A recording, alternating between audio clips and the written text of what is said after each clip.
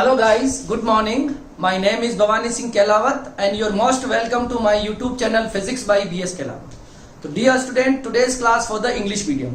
और आपको पता है हम क्लास 12th फिजिक्स की पहली यूनिट इलेक्ट्रोस्टैटिक पढ़ रहे हैं और टोटल नंबर ऑफ चैप्टर जो है इलेक्ट्रोस्टैटिक में 4 चैप्टर्स हैं। आपको पता होगा 3 चैप्टर्स अभी तक हम कंप्लीट कर चुके हैं और हम अभी जो पढ़ रहे हैं chapter number 4 which is electrical capacitance पढ़ रहे हैं। ठीक है, और इलेक्ट्रिकल कैपेसिटेंस पर अभी तक मैं 2 लेक्चर्स बना चुका हूं और जो पहला लेक्चर था उसमें मैंने मेटल कंडक्टर और इंसुलेटर्स के बारे में बताया था और फ्री इलेक्ट्रॉन और बाउंड इलेक्ट्रॉन का कंसेप्ट समझाया था और वहां हमने कुछ प्रॉपर्टीज पढ़ी थी। कौन सी प्रॉपर्टीज?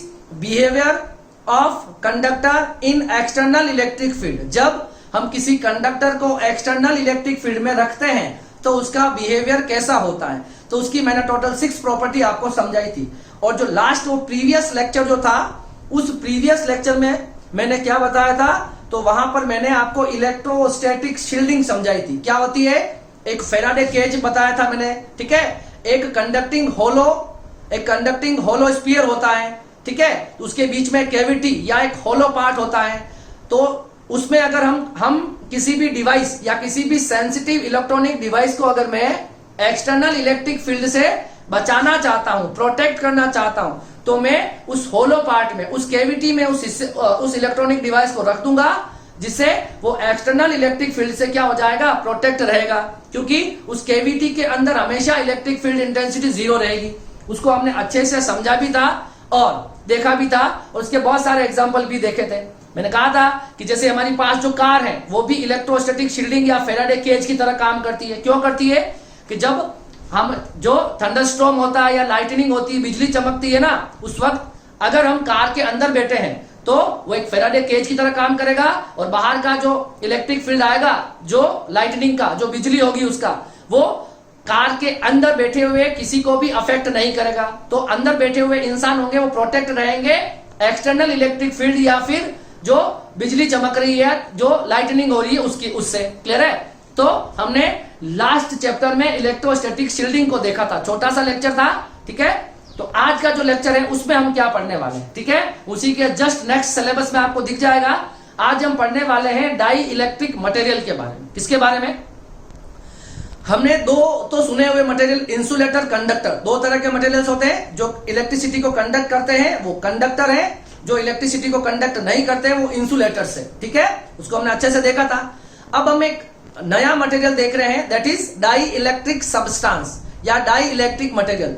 तो डाई इलेक्ट्रिक मटेरियल जो होंगे वो इंसुलेटर्स ही होते हैं। क्या होते हैं? इंसुलेटर्स ही होते हैं। अच्छा, तो फिर हम इसको क्यों बोल रहे हैं ऐसा? अगर वो इंसुलेटर ही है तो इसको नया नाम देने की क्या जरूरत है? तो इसके पास कुछ अलग से एक प्रॉपर्टी आ जाएगी। इसी वजह से इस तरह के इंसुलेटर्स को हम डाई इलेक्ट्रिक कहेंगे।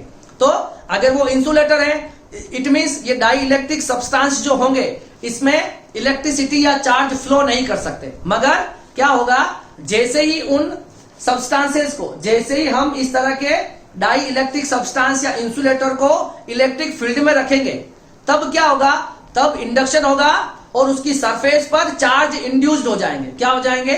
तो ये आपको इलेक्ट्रिक इफेक्ट शो कर रहा, इसमें इलेक्ट्रिक इफेक्ट आपका क्या होता है, शो करता है। ये मतलब डाई इलेक्ट्रिक सब्सटेंस जो होंगे उसमें इलेक्ट्रिसिटी या चार्ज तो फ्लो नहीं करेगी क्योंकि ये इंसुलेटर है। मगर जब हम इसे एक्सटर्नल इलेक्ट्रिक फील्ड में रखेंगे तो ये आपको इलेक्ट्रिक इफेक्ट जो होंगे, ये इलेक्ट्रिक इफेक्ट को शो करेंगे, है ना। मतलब इसके अंदर भी कुछ ना कुछ इलेक्ट्रिक फील्ड आ जाएगा, इसके चार्ज इंड्यूस होंगे और चार्ज इसकी सरफेस पर चार्ज होंगे, इसकी सरफेस पर क्या हो जाएंगे, इंड्यूस्ड हो जाएंगे, जिसकी वजह से इसके अंदर भी एक इलेक्ट्रिक फील्ड बन जाएगा।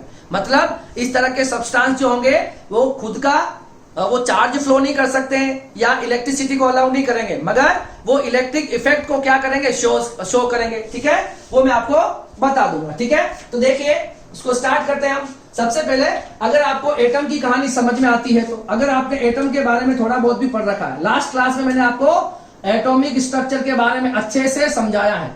आपको पता होगा न्यूक्लियस होता है, उसमें प्रोटॉन्स होते हैं और न्यूट्रॉन्स होते हैं, और ये सर्कुलर ऑर्बिट जो है, जो न्यूक्लियस के अराउंड सर्कुलर ऑर्बिट होते हैं, इस पर क्या होता है, यहां पर इलेक्ट्रॉन रिवॉल्व करते हैं और यहां पर होता है प्रोटॉन। क्लियर है? इसका मतलब हम देखते हैं तो एटम में आपको दो तरह के चार्ज दिख जाएंगे। एक दिख जाएगा आपको positive charge, that means neutrons या न्यूक्लियस कह सकते हैं उसको। एक दिख जाएगा आपको नेगेटिव चार्ज, ठीक है। तो एक पॉजिटिव हो जाएगा और नेगेटिव हो जाएगा, कुल मिला के दो तरह के चार्जेस इसके अंदर होते हैं। तो इसका मतलब पॉजिटिव चार्जेस जितने भी होंगे उसका अपना एक न्यूक्लियस होगा, न्यूक्लियस या उसका अपना एक सेंटर बोल दो, ज्यादा सही रहेगा। न्यूक्लियस तो कंफ्यूज हो जाओगे, मतलब सारे पॉजिटिव चार्ज मिला के उसका एक सेंटर ऑफ मास बन जाएगा, उसका एक सेंटर होगा। इसी तरह से जितने भी इलेक्ट्रॉन्स आपको इन ऑर्बिट्स में दिख रहे हैं, ये भी क्या, इनका भी क्या हो जाएगा, इनका एक सेंटर हो जाएगा। इसका मतलब जो एटम होता है वो एटम इलेक्ट्रिकली न्यूट्रल होता है, क्योंकि उसके अंदर होते कौन है, एटम के अंदर protons, neutrons and electrons. Electrons जो होते हैं वो ऑर्बिट्स के अंदर रिवॉल्व करते हैं, और जो न्यूट्रॉन्स है वो न्यूक्लियस में अवेलेबल रहते हैं, उस पर कोई चार्ज नहीं होता है।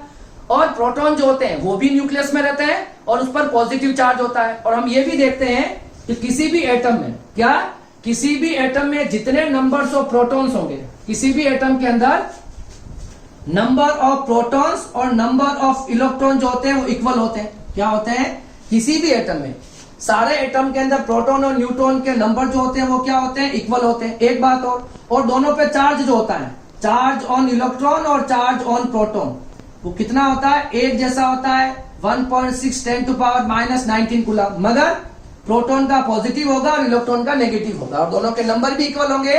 तो नेट चार्ज जो होगा किसी भी एटम का जो नेट चार्ज होगा, क्यू नेट होगा, वो 0 होगा।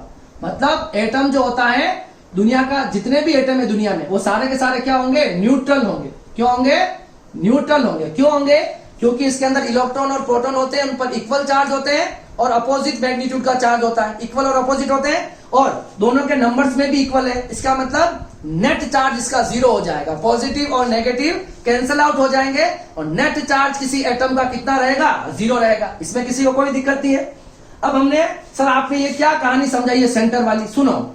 मैंने बताया है कि सुनो, मेरे पास अगर ये दो मार्कर है, सपोज सुनो, ये मेरे पास दो मार्कर है ना, ये मेरे पास दो मार्कर है, एक पॉजिटिव एक नेगेटिव। ओके, सारे पॉजिटिव है, ये सारे नेगेटिव है। दो मतलब एटम जो है इन दोनों से मिलकर बना हुआ है, तो पॉजिटिव का भी एक सेंटर होगा और नेगेटिव का भी एक सेंटर होगा। मैं इसकी बात कर रहा हूं, ठीक है।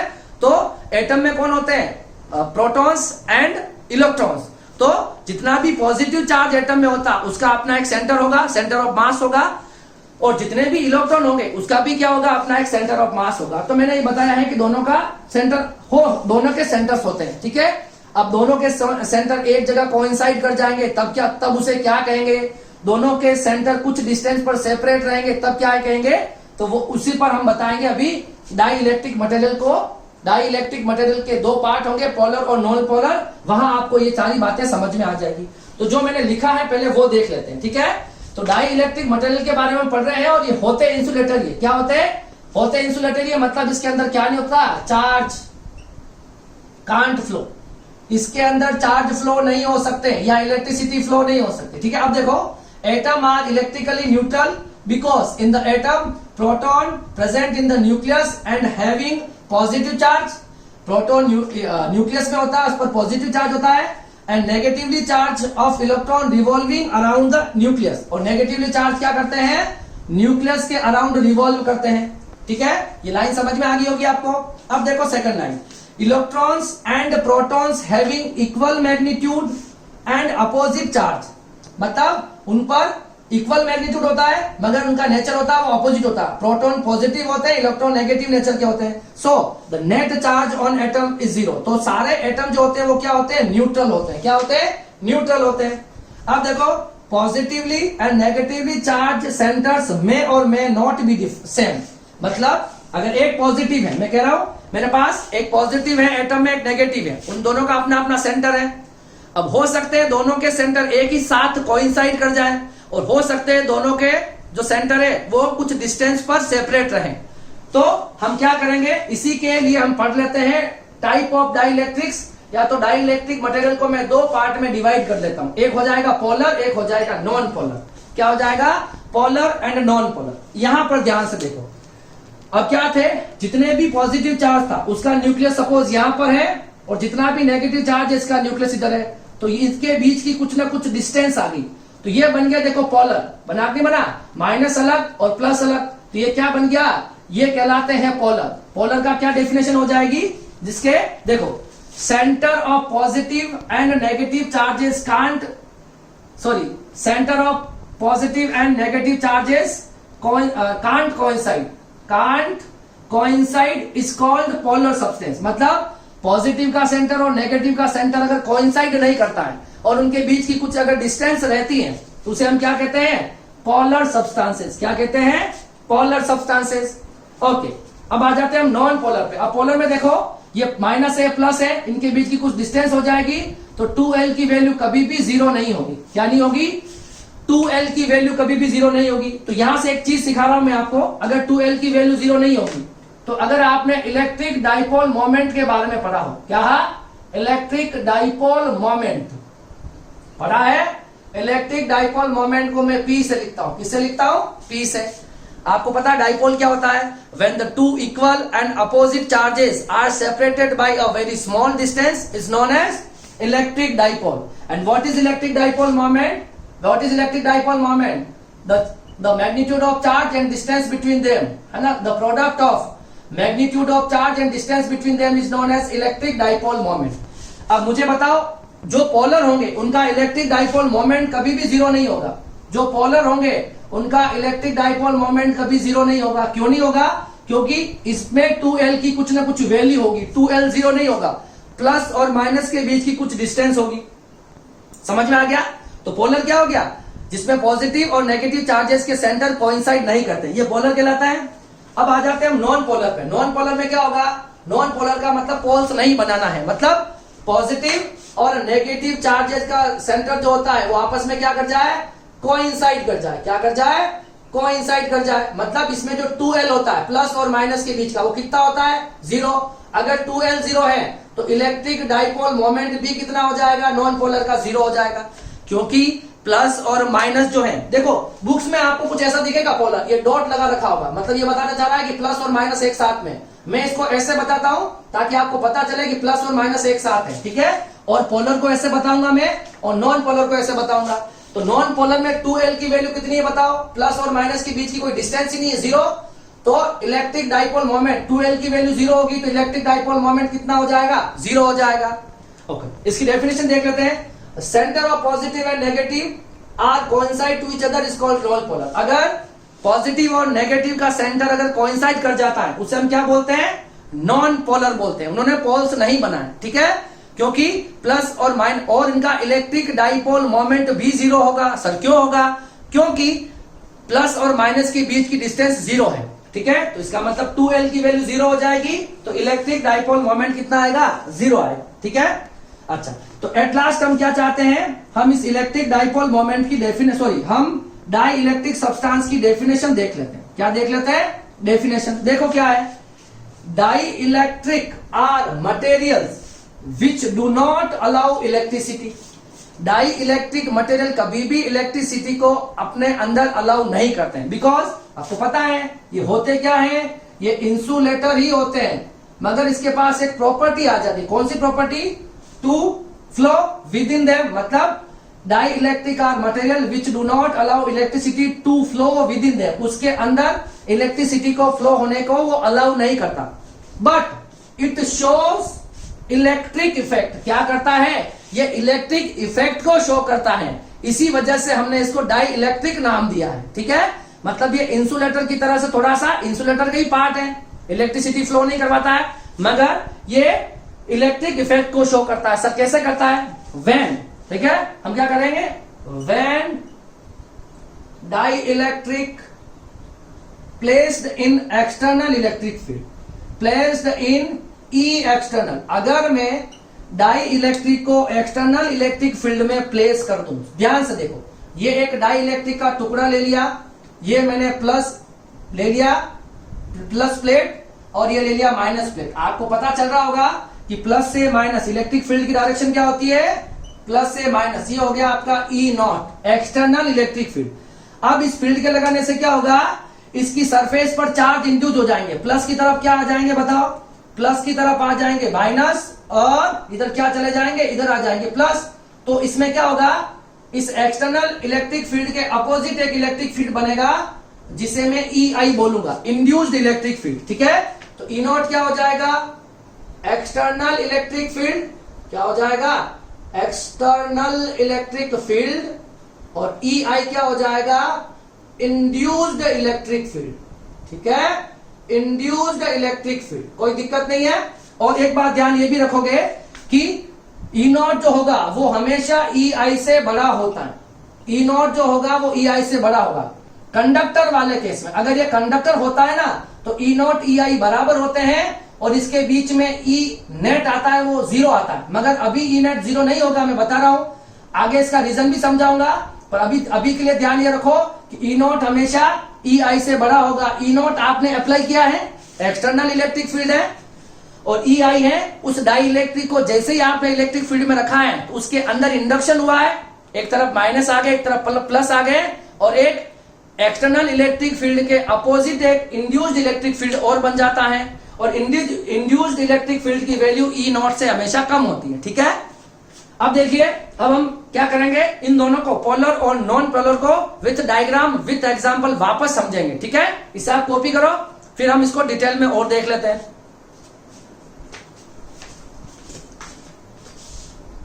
तो देखिए, अभी हमने डाइइलेक्ट्रिक मटेरियल्स के बारे में देखा है कि वो क्या होते हैं, वो एक तरह के इंसुलेटर्स होते हैं। ठीक है, फिर हमने ये भी देखा है कि एक एटम के अंदर पॉजिटिव चार्जेस होते हैं और नेगेटिव चार्जेस होते हैं ओवरऑल, और उनके अपने अपने सेंटर ऑफ मास होते हैं। ठीक है, या अपने अपने सेंटर होते हैं। अगर पॉजिटिव और नेगेटिव के जो सेंटर से अगर वो एक दूसरे पर कोइंसाइड कर जाते हैं उसे हम बोलते हैं नॉन पोलर, मतलब वो पोल्स नहीं बनाएंगे। और इसी तरह से अगर पॉजिटिव चार्ज का न्यूक्लियस और नेगेटिव चार्ज का न्यूक्लियस एक दूसरे पर कोइंसाइड नहीं करे और उनके बीच की डिस्टेंस कुछ रहे तो वो क्या कहलाएंगे, पोलर कहलाएंगे। क्या कहलाएंगे, पोलर। तो मैं पोलर और नॉन पोलर की डेफिनेशन और कुछ एग्जांपल वापस हम एक्सप्लेन कर लेते हैं। तो देखिए, पोलर डाइइलेक्ट्रिक क्या हो गया, मैंने बताया ये दोनों इंसुलेटर्स होते हैं। डाइइलेक्ट्रिक का मतलब भी इंसुलेटर से, मतलब वो इलेक्ट्रिसिटी कंडक्ट नहीं करेंगे या फिर चार्ज को फ्लो नहीं करने देंगे, सिर्फ वो इलेक्ट्रिक इफेक्ट को शो करते हैं। ठीक है, अब देखो हम पोलर की डेफिनेशन पढ़ते हैं। वैसे हमने लिखा कि है polar dielectric material in which the centre of positive and negative charges not coincide is called polar. अगर पॉजिटिव और नेगेटिव का जो सेंटर है वो अगर कोइंसाइड नहीं करता है उसे हम क्या बोल देंगे, उसे हम पोलर बोल देंगे। क्या बोल देंगे, पोलर। और हमको ये भी पता है कि इसके बीच की कुछ ना कुछ डिस्टेंस भी होगी पॉजिटिव और नेगेटिव की। इसका मतलब जब भी मैं इसका इलेक्ट्रिक डाइपोल मोमेंट निकालने जाऊंगा वो कभी भी 0 के इक्वल नहीं आ सकता, क्योंकि तो कुछ वैल्यू होगी और 2L भी 0 नहीं होगा, तो P की एक वैल्यू आएगी। इलेक्ट्रिक डाइपोल मोमेंट होगा किसका, पोलर डाइइलेक्ट्रिक का, ऑलरेडी होगा। अब चलते हैं हम सेकंड पॉइंट पर। Shape of polar dielectric is asymmetrical, मतलब इसकी जो शेप होगी वो असिमेट्रिकल होती है। इसी वजह से प्लस और माइनस अलग अलग रहते हैं। अगर सिमेट्रिकल शेप हो तो प्लस और माइनस के कोइंसाइड कर जाते हैं, तो इस असिमेट्रिकल शेप की वजह से ही प्लस और माइनस के जो सेंटर्स होंगे वो क्या रहेंगे, अलग अलग रहेंगे। ठीक है, कोइंसाइड नहीं करेंगे, असिमेट्रिकल शेप होगी। अभी डायग्राम में आपको दिख जाएगा वो। ठीक है, अगला पॉइंट देखो, इलेक्ट्रिक डाइपोल मोमेंट, मैंने कहा इसका होता है, कभी भी 0 नहीं होगा। इसका electric dipole moment can't be 0, कभी भी 0 नहीं हो सकता। तो इसकी जो रेंज होती है, electric dipole moment of dielectric is in the range of 10⁻⁻13 coulomb. Coulomb क्यों आई, क्यू की यूनिट होती कूलम, डिस्टेंस होती तो मीटर, तो कूलम मीटर, मतलब इसकी जो रेंज होती है वो 10⁻⁻30 जो है कूलम मीटर। इस रेंज के क्या होते हैं, इसका इलेक्ट्रिक डाइपोल मोमेंट होता है। किसका, पोलर डाइइलेक्ट्रिक मटेरियल का। अब देखो इसके कुछ एग्जांपल, जैसे कि HCl, NH3, H2O, CO2, CH3OS, इस तरह के बहुत सारे एग्जाम्पल है। तो आपको पोलर और नॉन पोलर के एग्जाम्पल याद रखने हैं। 5-6 एग्जाम्पल याद रखोगे। एग्जाम में क्या होता है, कभी कभार ये दोनों नाम मिक्स करके आपको दे देंगे और इसमें कहेंगे कि आप आइडेंटिफाई करो कि कौन सा पोलर है और कौन सा नॉन पोलर है। तो आपको कुछ एग्जाम्पल आपको अच्छे से याद करने होंगे। यहाँ पर मैंने 2 स्ट्रक्चर बना रखे हैं, एक HCl का बनाया, तो देखो Cl का जो शेप थोड़ा बड़ा है, H का शेप छोटा है। तो अब क्या होगा, यहाँ पर माइनस हो जाएगा, यहाँ प्लस हो जाएगा, इस तरह से ये माइनस हो जाएगा, ये प्लस हो जाएगा, और इसके सेंटर के बीच की कुछ डिस्टेंस रहेगी। ठीक है, जैसे ये माइनस हो गया, ये प्लस हो गया, और इसके बीच की कुछ डिस्टेंस हो जाएगी, तो ये बन जाएगा आपके पास पोलर। क्या हो जाएगा? तो Cl HCl जो होगा वो क्या बनाएगा? पोलर। और इसका इलेक्ट्रिक डाइपोल मोमेंट भी कुछ आएगा, इसकी Q की वैल्यू होती है और इस 2L की कुछ वैल्यू होगी, तो इसका इलेक्ट्रिक डाइपोल मोमेंट कभी भी 0 नहीं होगा। ठीक है, किसका? पोलर का। अब आ जाओ H2O के ऊपर। देखो O की शेप देखो बड़ी दिख रही है, H की छोटी शेप दिख रही है। इसी तरह से इनके भी क्या होते हैं, मान लो प्लस और माइनस जो होते हैं, ठीक है, इस तरह से कुछ डिस्टेंस पर क्या हो जाएंगे? सेपरेट हो जाएंगे। ये इस तरह से कुछ हो जाएगा माइनस प्लस, और इसका इलेक्ट्रिक डाइपोल मोमेंट इसका भी आएगा, कभी भी 0 नहीं हो सकता। वैसे याद कर लो कि पोलर जो होते हैं उसका खुद का इलेक्ट्रिक डाइपोल मोमेंट होता है, उसका खुद का ऑलरेडी इलेक्ट्रिक डाइपोल मोमेंट होता है, ठीक है, मगर इनकी जो शेप होती है वो असिमेट्रिकल शेप होती है। उस असिमेट्रिकल शेप की वजह से ही क्या होगा कि उनके पॉजिटिव और नेगेटिव के जो न्यूक्लियस होंगे या सेंटर होंगे वो कोइंसाइड नहीं करेंगे। ठीक है, अब देखो, अभी देखो जैसे H2O है, तो H2O का इलेक्ट्रिक डाइपोल मोमेंट कितना होता है? H2O जो है H2O, ठीक है, ये आपका पोलर डाइलेक्ट्रिक है, तो इसका होता है 6.1 10⁻³ कूलम मीटर। तो ये किसकी रेंज का है?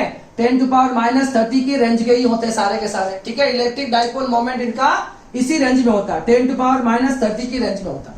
ठीक है, अब देख लेते हैं हम नॉन पोलर। किसका देख लेते हैं?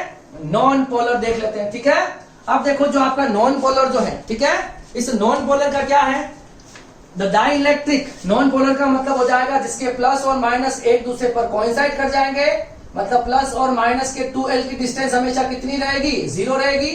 तो इसका net electric dipole moment Q into 2L करोगे, 2L की वैल्यू 0 है, तो इलेक्ट्रिक डाइपोल मोमेंट भी कितना आ जाएगा? 0 आ जाएगा। कितना आ जाएगा? 0।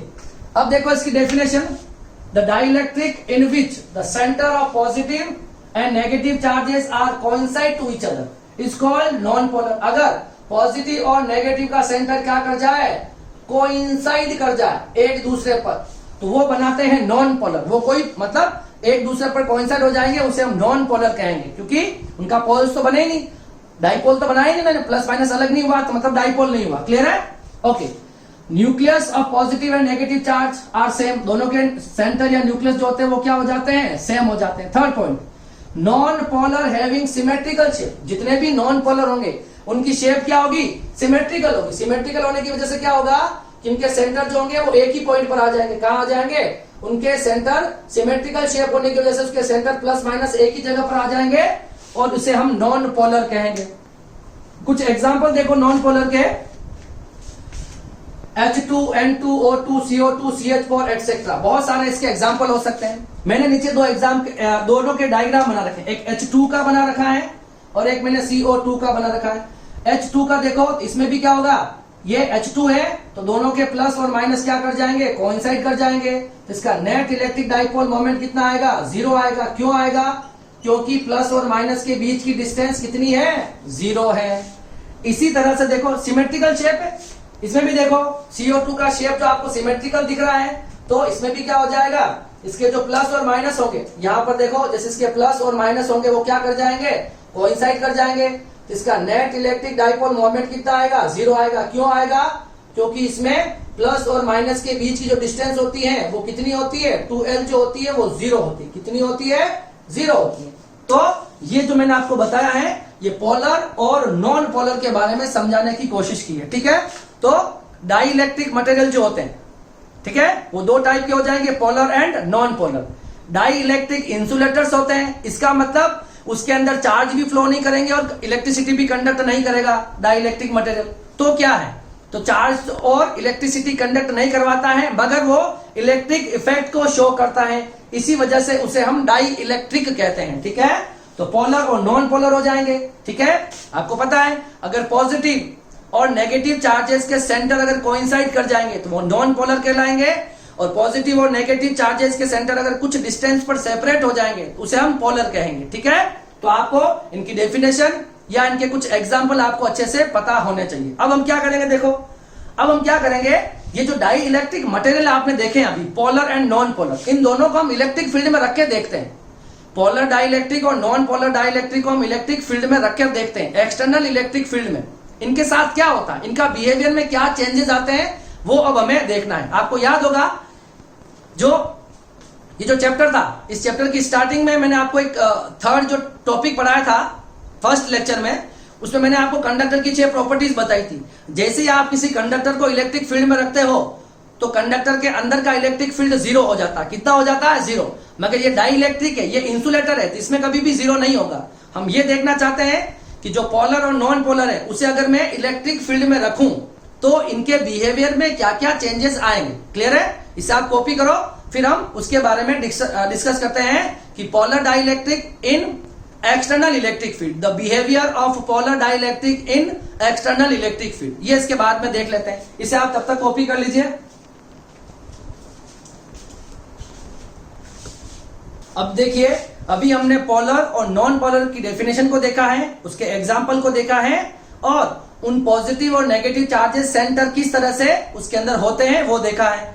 मतलब अगर पॉजिटिव और नेगेटिव चार्जेस के सेंटर कोइंसाइड कर जाएंगे वो नॉन पोलर होगा, और पॉजिटिव और नेगेटिव चार्जेस के जो सेंटर है अगर वो कोइंसाइड नहीं करेंगे और कुछ डिस्टेंस पर सेपरेट रहेंगे उसे हम पोलर कहते हैं। अब हम क्या चाहते हैं, ये जो डाई इलेक्ट्रिक मटेरियल हमने देखे हैं, कौन से? पोलर एंड नॉन पोलर, तो इसे हम एक बार in absence of electric field और एक बार हम प्रेजेंस ऑफ इलेक्ट्रिक फील्ड में रखकर देखते हैं तो इनके बिहेवियर में क्या क्या चेंजेस आते हैं। ठीक है, तो सबसे पहले हम पोलर के बारे में डिस्कस कर रहे हैं। Polar dielectric in absence of external electric field.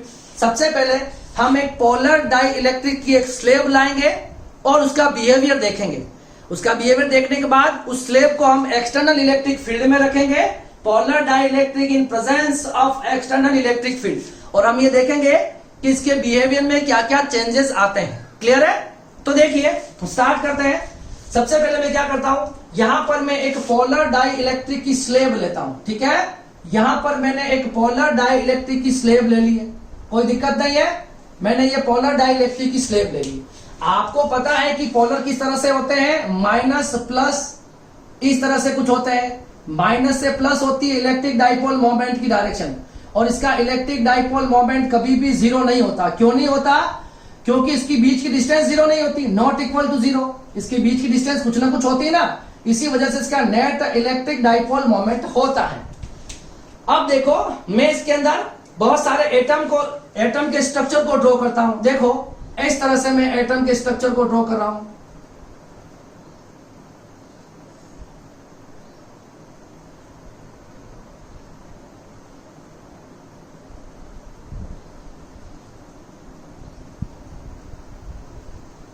ये आपको दिख रहा है, मैंने रखा है, ये क्या रखा है, ये मैंने रखा है पोलर डाई इलेक्ट्रिक। आपको पोलर डाई इलेक्ट्रिक स्लेब है, ये एक पोलर डाई इलेक्ट्रिक क्या बना दी मैंने, स्लेब। और एक्सटर्नल इलेक्ट्रिक फील्ड जो है अभी 0 है। कितना है? 0 है। अब देखते हैं क्या होता है। देखो, आपको पता है ये सब एटम है, दिख रहा है आपको, माइनस से प्लस इसकी डायरेक्शन होती है, माइनस से प्लस। इलेक्ट्रिक डाइपोल मोमेंट की डायरेक्शन क्या होती है? माइनस से प्लस। तो देखिए, ये आपका मान लो इसका इलेक्ट्रिक डाइपोल इस एटम का, ये मैंने बहुत सारे एटम के एक एक एटम का स्ट्रक्चर बनाया है ना। तो इसका जो P1, P2, P3, ये P4, P5, P6, ये आपको जो सारे एटम इसमें दिख रहे हैं, सारे एटम जो है ये किसकी तरह दिख रहे हैं आपको? पोलर की तरह दिख रहे हैं। तो इसका each and every atom behave like a polar dielectric. इसका जो हर एटम जो होगा वो आपको पोलर दिखेगा। क्या होगा इसमें? पोलर होगा, है ना। तो each atom of polar dielectric slab, each atom of a polar dielectric slab is slab having electric dipole moment, having electric dipole moment. क्या मतलब हुआ इसका? जो आपको ईच एटम का अपना एक इलेक्ट्रिक डाइपोल मोमेंट होगा। पोलर है, ये पहला एटम, ये दूसरा एटम, तो हर एटम जो हर एक अलग अलग एटम दिख रहा है इसका नेट इलेक्ट्रिक डाइपोल मोमेंट होगा। तो क्या मतलब हो गया? आपका P1 होगा वो 0 नहीं हो सकता है, P2 हो सकता है वो भी 0 नहीं हो सकता है, और जितने भी होंगे Pn वो भी कभी 0 नहीं होगा। ईच हर एक एटम का क्या होगा? Each atom of polar dielectric slab having electric dipole moment.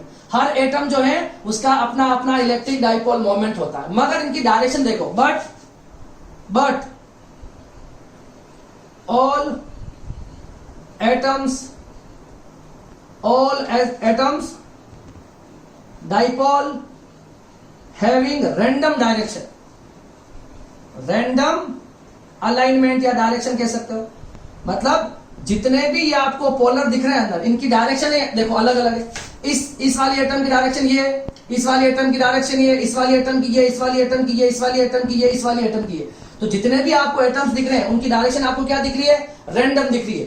तो इसका जब आप पी नेट निकालोगे, इस पूरी की पूरी स्लैब का डाइपोल मोमेंट 0 आएगा। क्या आएगा, पी नेट क्या आएगा, क्योंकि रैंडम अलाइनमेंट की वजह से जब आप P1, P2, P3 so up to Pn करोगे तो वैल्यू किसके बराबर आएगी, 0 के बराबर आएगी, 0 के इक्वल आएगी। किसके इक्वल आएगी, 0 के इक्वल आएगी। ऐसा क्यों हो रहा है, क्योंकि जितने भी एटम है, जितने भी एटम के अंदर जो डाइपोल बन रहे हैं, देखो ये भी डाइपोल है, ये भी डाइपोल है, सब डाइपोल की जो डायरेक्शन है वो रैंडम डायरेक्शन है, अलग अलग डायरेक्शन है। तो इसका जो पी नेट आएगा वो कितना आएगा, 0। तो इसके अलग अलग जितने भी एटम्स है इसका तो डाइपोल मोमेंट होता है, मगर इस पूरी की पूरी स्लैब का नेट डाइपोल मोमेंट कितना होता है, 0 होता है। कितना होता है, 0 होता है। क्योंकि 0 होता है ड्यू टू रैंडम अलाइनमेंट। मैंने लिख दिया, but all the atoms dipole having random direction, so p net is equal to 0। Clear है, ये हो जाएगा आपका polar dielectric in absence of external electric field. ठीक है, अब क्या करना है, अभी तो कोई इलेक्ट्रिक फील्ड है नहीं, अब इस स्लैब को हमको एक्सटर्नल इलेक्ट्रिक फील्ड में ले जाकर प्लेस कर देना है। मतलब अब क्या करेंगे, देखो ये जो पोलर है, ठीक है, इस पोलर को हम क्या करेंगे, एक्सटर्नल इलेक्ट्रिक फील्ड में ले जाकर प्लेस कर देंगे। ठीक है, ये मेरा प्लस हो जाएगा, इलेक्ट्रिक फील्ड की डायरेक्शन प्लस टू माइनस होती है, और ये क्या हो जाएगा, माइनस हो जाएगा। क्लियर है, अब देखो जैसे ही मैंने इसको एक्सटर्नल इलेक्ट्रिक फील्ड में रखा, देखो एक्सटर्नल इलेक्ट्रिक फील्ड की डायरेक्शन क्या होती है, प्लस से माइनस, इनो प्लस टू माइनस। अब इसके अंदर होगा इंडक्शन, पोलराइजेशन होगा, पोलराइजेशन होने की वजह से इस तरह से, आपको पता है ये क्या थे, ऑलरेडी पोलर थे। अब ये पोलर की डायरेक्शन देखो, अब ये सारे के सारे इलेक्ट्रिक फील्ड लगेगा तो प्लस पर भी फोर्स लगेगा, माइनस पर भी फोर्स लगेगा, और दोनों इलेक्ट्रिक फील्ड की डायरेक्शन में अलाइन हो जाएंगे। ये जितने भी आपको एटम्स दिख रहे हैं, ये जितने भी आपको डाइपोल दिख रहे हैं, ये इलेक्ट्रिक फील्ड की डायरेक्शन में क्या हो जाएंगे, अलाइन। ये प्लस की तरफ माइनस आ जाएगा, प्लस माइनस प्लस माइनस। ठीक है, ये इस तरह से कुछ हो जाएगा। ठीक है ना, ये इस तरह से अलाइन। देखो इलेक्ट्रिक फील्ड लगेगा तो सारे प्लस और माइनस पे है ना फोर्स लगता है। इलेक्ट्रिक फील्ड में चार्ज पर F equal to QE force लगता है। ठीक है, इलेक्ट्रिक फील्ड की डायरेक्शन में पॉजिटिव कहां चले जाते हैं, पॉजिटिव का मूवमेंट इलेक्ट्रिक फील्ड की डायरेक्शन में, और नेगेटिव इलेक्ट्रिक फील्ड के अपोजिट मूव करता है। ये बातें पता होनी चाहिए अब आपको। ठीक है, और इलेक्ट्रिक फील्ड में चार्ज पर फोर्स लगता है, तो ये भी प्लस, इस पे भी फोर्स है, इस पे भी फोर्स लगेगा। अब इलेक्ट्रिक फील्ड लगा है तो फोर्स लगेगा, और ये डाइपोल जो होंगे ये इलेक्ट्रिक फील्ड की डायरेक्शन में अलाइन हो जाएंगे। किसमें हो जाएंगे, इलेक्ट्रिक फील्ड की डायरेक्शन में। तो ये बहुत सारे डाइपोल बन जाएंगे। देखो दिख रहा है, ये आपके क्या बन गए, ये आपके डाइपोल बन गए। दिख रहा है, ये डाइपोल बन गए, और सारे डाइपोल की डायरेक्शन भी आप देखो, -2 प्लस ये P1, ये आपका P2, ये आपका P3, P4, P5, P6। ठीक है, ये देखो, ठीक है, ये आपका P8 और इस तरह से Pn तक, ये सब अलाइन हो गए, जिसकी डायरेक्शन क्या होगी, इलेक्ट्रिक। अब देखो यहां पर मैं आपको एक बात बता रहा हूं कि देखो इस प्लस की तरफ से, देखो यहां पे एक लाइन ड्रॉ कर रहा हूं मैं। ठीक है, ये मैंने लाइन ड्रॉ करी है, यहां पर जो ये माइनस है ना, ये माइनस दिख रहा है आपको, ये माइनस। ठीक है, ये एक माइनस, ये एक माइनस, ये सॉरी ये तो डायरेक्शन, ये माइनस। ठीक है, और यहां पर भी एक लाइन ड्रॉ कर रहा हूं, यहां के माइनस इधर प्लस वाले की तरफ, ये प्लस, इस माइनस की वजह से प्लस इधर आ जाएंगे, इस प्लस की वजह से माइनस इधर आ जाएंगे, और बीच वाले प्लस माइनस कैंसिल आउट हो जाएंगे। इनका इफेक्ट जो होगा ये क्या हो जाएगा, कैंसिल हो जाएगा। क्या हो जाएगा, इन प्लस माइनस का इफेक्ट क्या हो जाएगा, कैंसिल हो जाएगा। क्या हो जाएगा, कैंसिल। तो जितने भी, अब इसका डायग्राम वापस देखो। ठीक है, प्लस की तरफ माइनस शिफ्ट हो जाएंगे, माइनस की तरफ प्लस शिफ्ट हो जाएंगे, बीच वाले प्लस माइनस का इफेक्ट कैंसिल हो जाएगा। अब इसका डायग्राम वापस देखते हैं, तो इसका फाइनल डायग्राम जो बनेगा वो कैसा बनेगा, देखो ये आपका एक्सटर्नल इलेक्ट्रिक फील्ड हो गया, और ये आपकी वो स्लेब होगी। तो आपने यहां पर क्या रखा है, प्लस रखा है, और यहां क्या रखा है, माइनस रखा है। क्या रखा है, तो इस प्लस की तरफ क्या आ जाएगा, माइनस आ जाएगा, और माइनस की तरफ क्या आ जाएगा, प्लस आ जाएगा।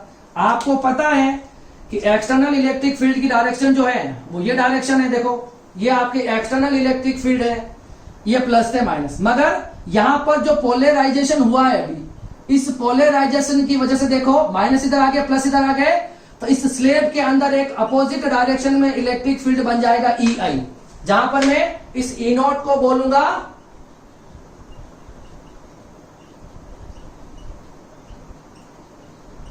एक्सटर्नल इलेक्ट्रिक फील्ड और ई आई को बोलूंगा इंड्यूस्ड इलेक्ट्रिक फील्ड। कोई दिक्कत नहीं है।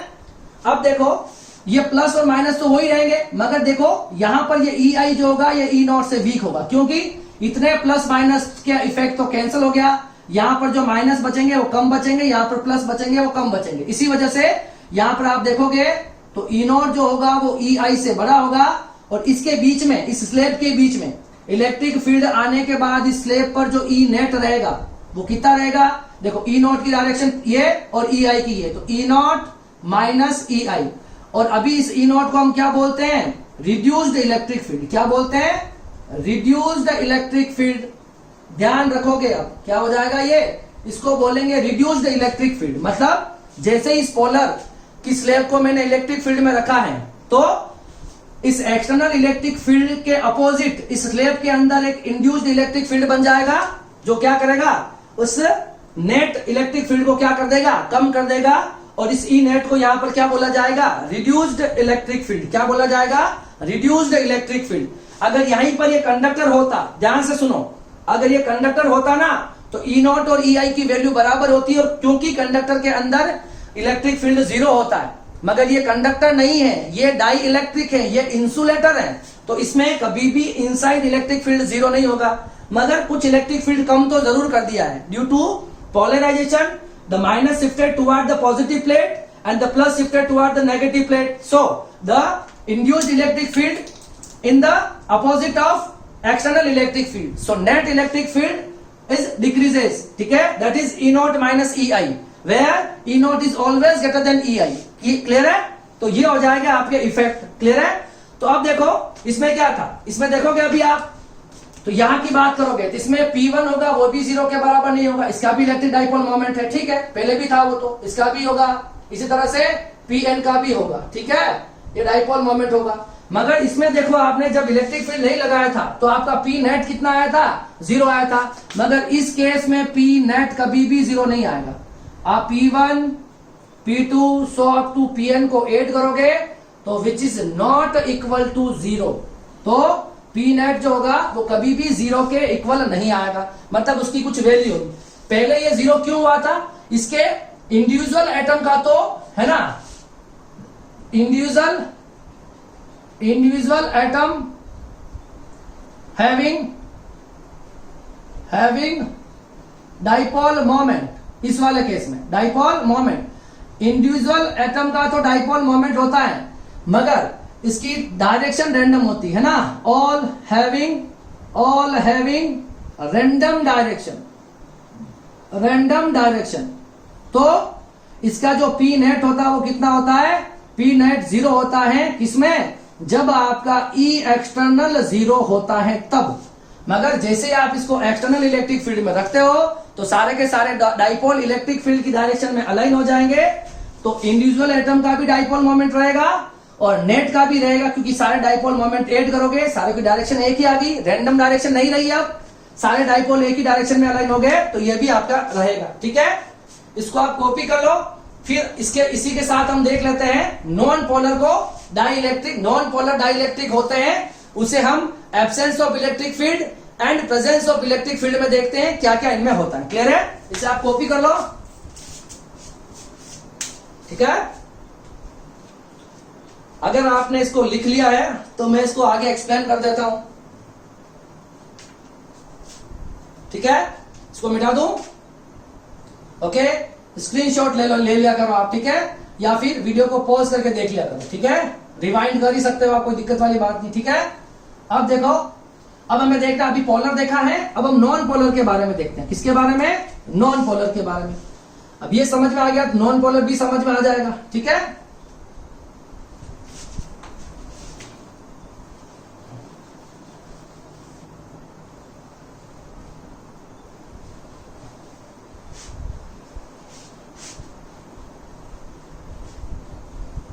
ठीक है। देखो थोड़ा इसको स्पीड से देख लेते हैं। अब ये क्या हो गया, यहां पे लिख देंगे हम नॉन पोलर। क्या लिख देंगे? यहां लिख देंगे हम non polar, non polar dielectric in absence. और यहां पर भी क्या लिख देंगे? Non polar. ठीक है, तो पोलर की जगह मैंने नॉन पोलर कर दिया है। ठीक है, नॉन पोलर क्या होता है? नॉन पोलर क्या होता है बताओ? जिसमें, सॉरी, नॉन पोलर का मतलब जिसमें प्लस और माइनस कोइंसाइड कर सकते हैं, हो जाते हैं, और 2l की वैल्यू हमेशा क्या रहती है? प्लस और माइनस के बीच की डिस्टेंस 0 रहती है। ये होता है आपका नॉन पोलर, जो पोल्स नहीं बनाता। ठीक है, तो इस नॉन पोलर स्लेब को मैं एक्सटर्नल या एक absence of external electric field, मैंने एक स्लेब रखी है और इसमें मैंने नॉन पोलर को रख दिया है। ये नॉन पोलर हो जाएंगे इस तरह से, यस और नो। ये आपके क्या हो गए? नॉन पोलर्स हो गए। ठीक है, ई एक्सटर्नल अभी कितना है?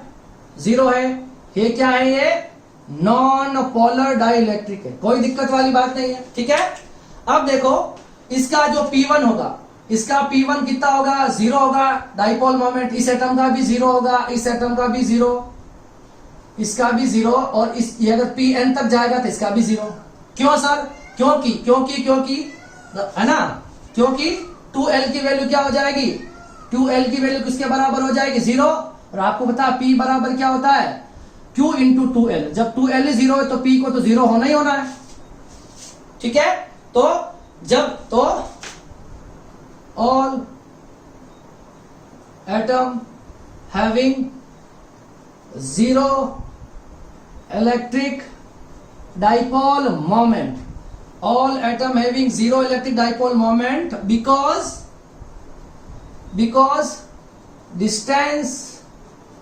distance between plus and minus which is 2l equal to 0, वो किसके बराबर है ना? प्लस और माइनस की डिस्टेंस कितनी है? 0 है। क्लियर है? ये तो हो गया आपके पास एब्सेंस ऑफ इलेक्ट्रिक फील्ड में। ठीक है, तो अब इसका नेट डाइपोल मोमेंट भी क्या आएगा? अब हर इंडिविजुअल एटम का डाइपोल मोमेंट 0 है ना? तो नेट डाइपोल मोमेंट क्या आएगा बताओ? नेट डाइपोल मोमेंट भी 0 ही आना है। जो पी नेट आएगा वो क्या आएगा? 0 आएगा। क्यों? देखो तो सारे P1 की वैल्यू 0 है, P2 की वैल्यू 0 है, P3 की वैल्यू 0 है, Pn की वैल्यू 0, तो सब मिला के कितना आ जाएगा? 0 ही तो आएगा। तो नेट डाइपोल मोमेंट भी क्या हो जाएगा? इसका 0 हो जाएगा। तो ये तो हो गया non polar in absence of electric field. अब हम क्या करेंगे? इसको इलेक्ट्रिक फील्ड में प्लेस करेंगे। यहां की कहानी बहुत इंपॉर्टेंट है, इसी को पढ़ाने की वजह से ये पूरा टॉपिक पढ़ाया जाता है। नॉन पोलर को जब आप एक्सटर्नल इलेक्ट्रिक फील्ड में रखते हो तब क्या होता है? बहुत इंपॉर्टेंट है। देखो नॉन पोलर हो गया ये मेरा एक्सटर्नल इलेक्ट्रिक फील्ड हो गया। क्या हो जाएगा? प्लस, और एक तरफ क्या हो जाएगा? दूसरी तरफ हो जाएगा माइनस। एक्सटर्नल इलेक्ट्रिक फील्ड की डायरेक्शन होती है प्लस से minus, that is E not. ये क्या हो जाएगा? आपका ई नॉट हो जाएगा। ठीक है, और अभी क्या है? ई एक्सटर्नल जो है या ई नॉट की वैल्यू नॉट इक्वल टू 0 है। अभी हम क्या कर रहे हैं? इसका बिहेवियर देख रहे हैं। किसका? नॉन पोलर का, इन प्रेजेंस ऑफ इलेक्ट्रिक फील्ड। अब आपको ये बातें सारी पता होनी चाहिए कि इलेक्ट्रिक फील्ड होता है अगर उसमें कोई चार्ज रखा होता है। देखो ये प्लस और माइनस है, और ये प्लस माइनस जैसे इलेक्ट्रिक फील्ड में जाएंगे, सपोज देखो ये प्लस माइनस था, तो ये माइनस इसकी तरफ अट्रैक्ट होगा, फोर्स लगेगा, और ये प्लस माइनस की तरफ अट्रैक्ट होगा। तो कुछ देर बाद आप देखोगे तो ये माइनस प्लस ऐसे हो जाएंगे। पहले ये प्लस माइनस कोइंसाइड कर रहे हैं, मगर जैसे ही आपने चार्ज को इलेक्ट्रिक फील्ड में रखा, इन प्लस माइनस को इलेक्ट्रिक फील्ड में रखा, तो चार्ज पे कितना फोर्स लगता है? F इक्वल टू क्या लगता है? F इक्वल टू क्यू ही लगता है।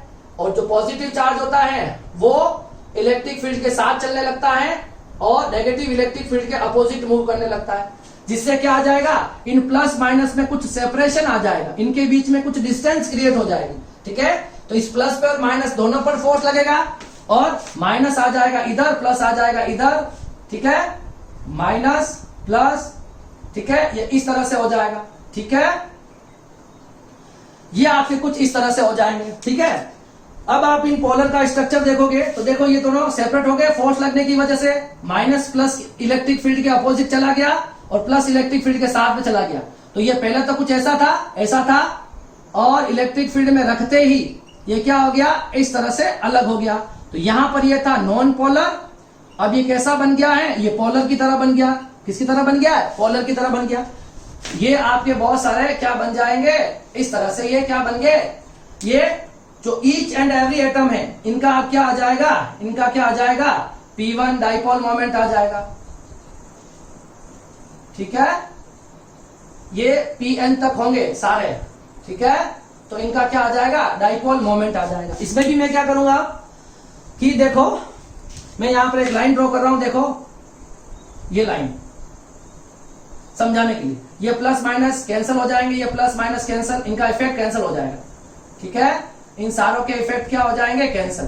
तो इस डायग्राम को वापस मैं रीड्रॉ कर रहा हूं, क्या बना रहा हूं, देखो ये प्लस, ये माइनस, ये आपकी स्लेब, ये आपका एक्सटर्नल इलेक्ट्रिक फील्ड का पॉजिटिव और ये आपका नेगेटिव, ठीक है। और यहां पर आ जाएंगे ये माइनस, ये वाले माइनस, यहां पर आ जाएंगे ये वाले प्लस, ठीक है। और ये आपका एक्सटर्नल इलेक्ट्रिक फील्ड हो गया ई नॉट, इस स्लेब के अंदर एक ई आई बन जाएगा और यहां पर जो ई नेट होगा that is E naught minus E I, और इसको क्या बोलते हैं, रिड्यूस्ड वैल्यू या रिड्यूस्ड इलेक्ट्रिक फील्ड, क्या बोलते हैं, reduced electric field. Electric field मतलब जो कम हुआ है, पहले ई नॉट था और ई आई इसके अपोजिट बना, तो ई नॉट की वैल्यू से कुछ कम हो गया, इसके अंदर अब ई नेट होगा वो क्या हो जाएगा, कम हो जाएगा, ई नॉट से क्या हो जाएगा, कम हो जाएगा। और यहां पर ये बात मैंने पहले बता दी है कि ई नॉट जो होता है, ई नॉट जो होता है वो किससे बड़ा होता है, ई आई से बड़ा होता है, क्योंकि देखो यहां पर चार्जेस, नंबर ऑफ चार्जेस इन प्लेटों पर ज्यादा होते हैं, मगर इनमें क्या होते हैं, ये बीच वाले चार्जेस का इफेक्ट नेग्लेक्ट हो जाता है, तो ये माइनस और प्लस ही बचते हैं। तो ई आई जो होता है वो ई नॉट से हमेशा स्मॉलर या स्मॉलर मैग्नीट्यूड का होता है, ठीक है। तो अब देखोगे यहां पर, तो इसका जो पी नेट होगा, देखो अभी इसका पी इंडिविजुअल एटम का भी पी जीरो है और नेट भी जीरो है। जैसे आपने इसका इलेक्ट्रिक फील्ड में रखा, जैसे आपने इसको इलेक्ट्रिक फील्ड में रखा, तो ईच एटम हैविंग क्या आ जाएगा, ईच एटम हैविंग